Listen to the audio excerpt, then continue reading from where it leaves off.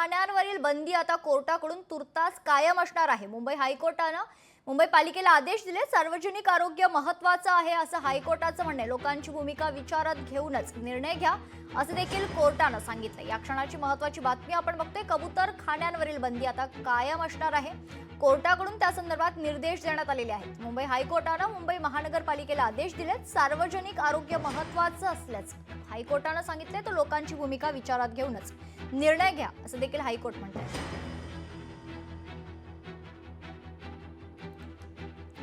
तर आज कबूतर खाण्यासंदर्भात महत्त्वाची सुनावणी होणार होती। ती सुनावणी आता संपन्न झालेली आहे। महत्त्वाची माहिती समोर येते। कबूतर खाण्यांवरील बंदी कोर्टाकडून तुर्तास कायमच ठेवण्यात आलेली आहे। मुंबई हायकोर्टानं मुंबई महानगरपालिकेला आदेश दिलेत। सार्वजनिक आरोग्य महत्त्वाचं असल्याचं हायकोर्टानं सांगितलं। या संदर्भात सविस्तर माहिती जाणून घेऊयात। आमच्या प्रतिनिधी मीनाक्षी मात्रे आपल्यासोबत जोडल्या जात आहेत। मीनाक्षी, काय सविस्तर माहिती?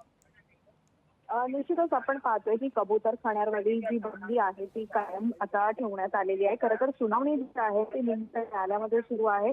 खरं तर आपण पाहतोय की या सगळ्यामध्ये ज्या हरकती आहेत त्या बोलल्या जाणार आहेत आणि या हरकती आल्यानंतर जो आहे संपूर्णतः याचा विचार केला जाणार आहे।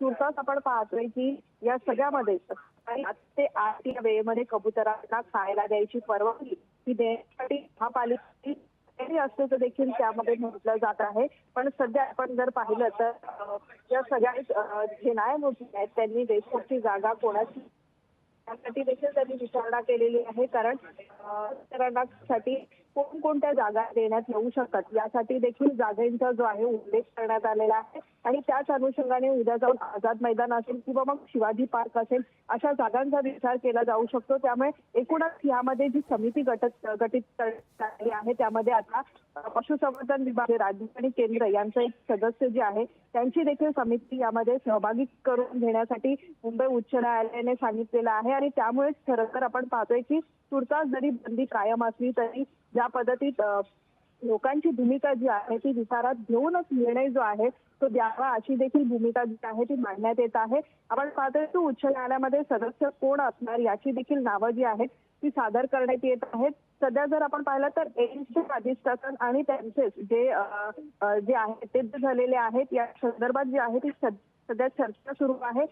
सकाळी 7 ते 8च्या वेळेमध्ये कबुतरांना खाणे देण्यासाठीची परवानगी जी आहे महापालिका यासाठी तयारीत आहे। पण मात्र मागच्या काही दिवसांमध्ये आपण संपूर्ण परिस्थिती पाहिली तर मुंबई उच्च न्यायालयाचा आदेश आल्यानंतर देखील दादाच्या कबूतर खाण्याच्या मुद्द्यावरून वातावरण जसं प्रचंड तापलं होतं आणि त्यानंतर देखील मुंबई महापालिकेने जी ताडपत्री आहे ती त्या ठिकाणी टाकली होती जेणेकरून कबूतर जे आहे ते त्या ठिकाणी येऊ नये आहे तो मुद्दा जो आहे मागच्या काही दिवसांपासून गाजत आहे। खरं तर 6 ऑगस्टला जे आहे ते जे कर्मी आहेत त्यांनी देखील जनकपणे त्या ठिकाणी हल्लाबोल केला आणि कबुतरांच्या खाण्यावरील जी ताडपत्री टाकण्यात आली होती ती काढून टाकली होती। आणि त्यामुळे संपूर्ण आता दादरच्या कबूतर खाण्याच्या परिसरामध्ये जमलेले सगळे जैन समुदाय जे आहे ते प्रचंड प्रमाणात आक्रमक झाले होते। त्यामुळे एकूणच आपण पाहतोय की या सगळ्यानंतर महापालिकेने कारवाई देखील केली होती आणि या संदर्भामध्ये 3 गुन्हे देखील आतापर्यंत दाखल झालेले आहेत। सध्या जर आपण पाहिलं तर दादरमध्ये 2 गुन्हे दाखल झाले असतील किंवा मग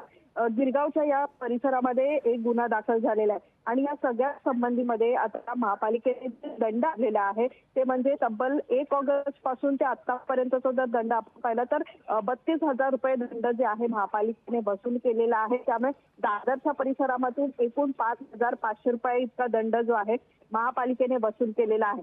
सध्या जर आपण पाहिलं तर ही सुनावणी सुरू आहे आणि एकूणच जी विरोधकांची मतं जी आहेत ती देखील विचारात घेतली जाणार असं उच्च न्यायालयाचं म्हणणं आहे। त्यामुळे या सुनावणीच्या दरम्यान आज देखील काय नेमकं सांगितलं जातं हे देखील पाहणं महत्त्वाचं राहणार आहे। पण तत्पूर्वी मागच्या सुनावणीमध्ये पाहिलं होतं की जी समिती डॉक्टरांची गठीत करण्यात आली होती ते काही अहवाल सादर करणार होते। त्यामुळे आजच्या या अहवालाच्या दरम्यान काय नेमकं मुद्दे खरं तर मांडले जातात हे पाहणं महत्त्वाचं राहणार आहे। आणि त्या अनुषंगाने मुंबई उच्च न्यायालय काय निकाल देतो यावरती ते देखील पाहणं तितकंच महत्त्वाचं राहील। मीनाक्षी, महत्त्वाचं म्हणजे जसं तू सांगितलं की सुनावणी अद्यापही सुरू आहे, मात्र राज्य सरकारची बोटचेपी भूमिका आहे का असं कोर्टाचं म्हणणं आहे, कारण राज्य सरकारला कोर्टानं चांगलंच फटकारल्याची माहिती मिळते आपल्याला। खरं तर जर आपण पाहिलं तर याचिकाकर्ते जे आहेत ते वेगवेगळ्या जागांची मागणी करतात तर रेसकोर्सची देखील मागणी केली जात आहे. रेसकोर्सचा जर परिसर आपण पाहिलं तर ती जागा कुणाची आहे यावर देखील विचारणा जी आहे ती न्यायमूर्तीकरणात केली जात आहे. त्यामुळे एकूणच सध्या ह्या सगळ्याच परिस्थितीवर आता मुंबई उच्च न्यायालय नेमकी कोणती जागा जी आहे ती देते की नाही, किंवा मग याचिकाकर्त्यांचं नेमकं काय म्हणणं आहे यावर उच्च न्यायालय काय नेमकं आपलं उत्तर देतं हे देखील पाहणं तितकंच महत्वाचं आहे. निश्चित. धन्यवाद मीनाक्षी, आपण दिलेल्या सविस्तर माहितीसाठी. तर कबूतरखान्यांवरील बंदी तुर्तास कायम असणार आहे, कोर्टाकडून स्पष्ट करण्यात आलेलं आहे. सध्या हायकोर्टात कबूतरखान्यासंदर्भात सुनावणी सुरू आहे.